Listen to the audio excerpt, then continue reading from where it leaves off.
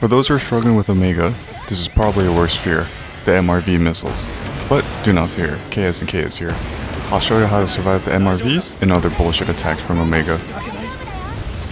Just a disclaimer, for educational purposes only, I will be using mods for this guide. Damage mod is enabled to get to area 2 quickly. Defense mod will be used here and there to showcase attacks with ease. And infinite items so I don't have to restock. Let's start off with the infamous MRV. What's funny about this is, it's actually quite simple to avoid this attack. I think players keep carding due to just panicking and overthinking the situation. The obvious giveaway is the notification on the right side. When no one has enmity, Omega is going to be like Oprah giving out MRVs to everyone. So you have two options, either dodge the attacks or sheath your weapon and run. If you decide to dodge, when the sirens stop beeping, that's your cue to dodge. Okay, I'm not a pro player and I suck at dodging. I need at least evade window level 3 in order to dodge these missiles consistently. But this is where the problem lies. Making room for window in your build is quite expensive as it is a level 2 decoration. So this method isn't really practical for us retardos who can't iframe properly. The easier alternative method is to just run. Don't dive or heal yourself, just run. The MRV missiles shoot 6 times, so just keep running around in circles like you're about to shit your pants waiting for a bathroom stall to be unoccupied. If you're smart or considerate of other players, you don't need to run around the entire map like an idiot. You might run into someone else's missile, or even worse, be the asshole and make someone else get hit by yours. So all you have to do is just keep running back and forth in a small area. In the instance you decide to dive like an idiot, you'll basically get hit by every other attack and cart on the 5th hit. Only if you avoid the first hit, you'll survive the entire sequence, so don't dive, you're just making it worse for yourself. For healing, if you're a max pot pill muncher, you'll survive, but you'll be trading blows. You'll just have enough time to eat one before getting hit by the next, so don't do this, you're just going to be wasting max pots. For alcoholic potion drinkers, you only survive if you have speed eating level 2 or 3. With speed eating level 1, you'll cart on the 5th hit as you're not healing enough to survive, so just wait till the sequence is over to heal. For life powders and dust of life, you won't survive with life powders. You'll cart on the 5th hit as you're not healing enough.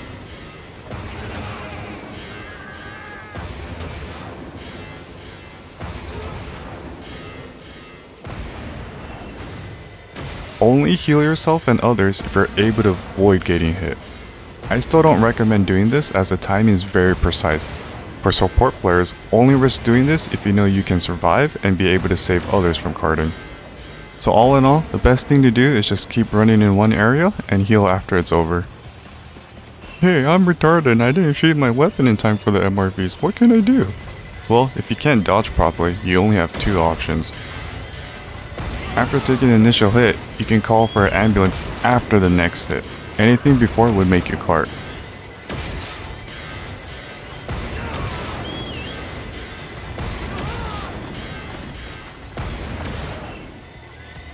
Or sheath your weapon after crawling out of the next hit. The crawling animation has iframes, so you have just enough time to not get hit by it, then run like you're about to shit your pants. These are the only options you have.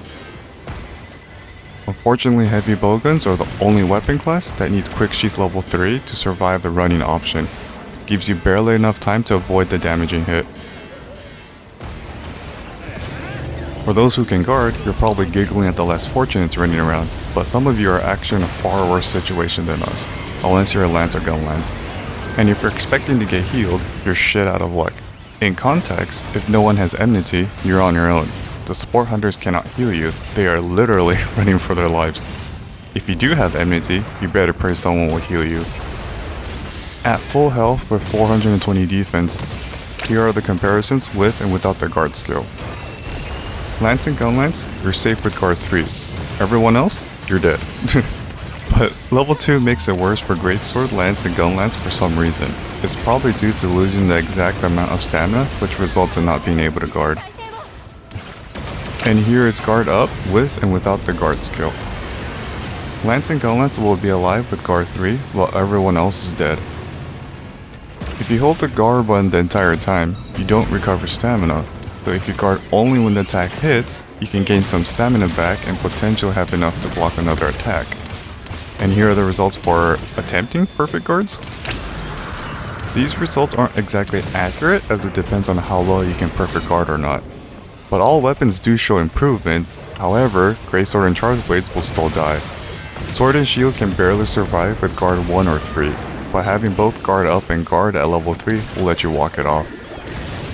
I don't have any results for heavy bowguns as they already recover stamina while guarding. It all depends how well you can pull off perfect guard. Normally, you'll guard on the 3rd hit, so as long as you perfect guard 4 of them, you'll survive. So what did we learn from guarding? At full health, you guys are all dead except for lance and gun lances, unless someone heals you. In the end, all this headache and nightmare can be avoided if you just pay attention to the MRV notification. For those who play like MMOs or turn-based games, you can kind of predict when that big attack is going to happen. Usually these bosses do these attacks when that phase or round is lasting too long as punishment. So, if you guys notice that you're struggling to break wounds, just prepare for MRVs. And since I care and want you retardos to succeed, I'll let you in on a little secret. When Omega goes into that plank something mode, you'll have exactly 3.5 to 4 minutes before the MRVs strike. Breaking wounds, trips, KOs, boulder drops, and other statuses you can do will not cancel the MRV, it'll only delay the inevitable. So either look at your meal timer and keep track of time, or pop a Might Seed or Demon Powder to give you a 3-minute timer when it starts that plank mode.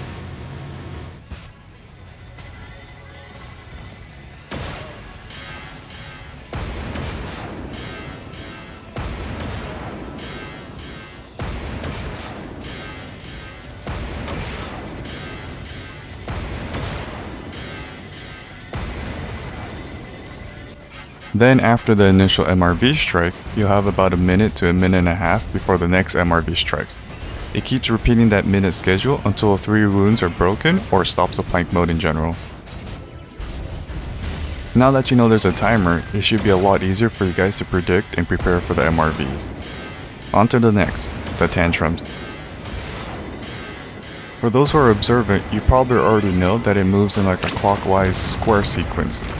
It hops to its right, fire, turns, hops to the back, fire, then hops to its left, then back to the initial position and fires. These 2 fire attacks are either front or back or side to side. They're completely random, but the second fire attack will always be the other pattern. If you end up near Omega, stay near that leg's diagonal safe zone area to avoid the fires. The last fire attack is always in all 4 directions, making the same safe zone at the leg. You can get some extra damage in by running towards the legs when it lands, before breaking the artificial wounds. All in all, if you stay on Omega's left side, you'll be safe. And then just align yourself with the legs when it lands. Since we're on the topic of fires, let's talk about the fire attack next. I don't think I need to go in depth with this, as we already experience this attack quite often. But for those with single-digit IQs, let me show you a simple diagram. The fire is a cone-shaped attack. The further out you go, the more distance it covers. So do not run outwards unless you can make it out of the blast radius. If anything, go inwards and towards the safe zone, shorter distance to safety. Having Veda Extender makes this easier as well. The fire is a checkered pattern, so the next fire attack will hit the safe spots instead. And always expect twice. I don't remember if normal Omega does this once or twice, but for Savage, it'll always do it twice. And only after the damage check, it'll start doing it 3 times.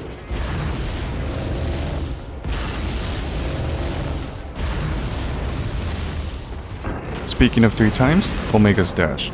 Same as the fire attack, it'll dash twice. And only after the damage check, it'll be 3 times. This looks hard to dodge at first, but just look at its feet. When you see the feet ignite with sparks, that's your cue to dodge. Lasers. Not much to say about this, but it's similar to the fire attack. The lasers are cone shaped too, so just position yourself on the outside of the legs. Larboard and Starboard. Larboard attacks Omega's left side, and Starboard attacks its right side. Larboard is left, L for left. That's it, that's all you need to remember. For positioning, just stand next to the leg of the opposite side. For instance, Larboard attacks literally the left half side, so the right legs are in the safe zone. And for Starboard, just go to the left legs. Since Omega spins, you'll need to either go to the front or back of it as well if you're targeting a specific part. But if it does it twice, you can just stick to moving to its left or right side. And a lot of people tend to overlook this, but the level 1 dive deco, the Leap of Faith skill, is really good for this fight. It allows you to dive to any direction you want, so you can dive towards Omega instead of running outwards and dive. This is also a lifesaver if you can't avoid Larboard or Starboard attacks.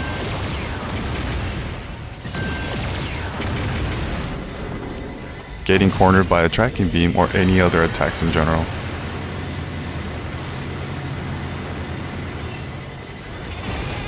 Last but not least, freezing. A lot of people tend to use bind resistance for this, and I did too actually at first, but use cleansers instead.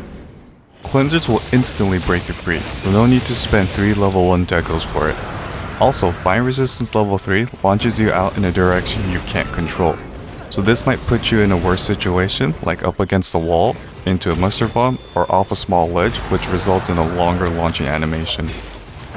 If you also have the dive deco equipped, after cleansing yourself, you're able to dive freely if it decides to attack again instantly. And that's it. That's all I can think of on the top of my head. If you're looking for tips or advice on how to fight it, I will be making a guide how I soloed Savage Omega with support hunters, with Insect Glaive, Bow, Dual Blades, and Hammer. I still need more practice for a true solo run, but normal Omega is doable for me. But anywho, hopefully you guys will be doing a lot better now, and thanks for watching.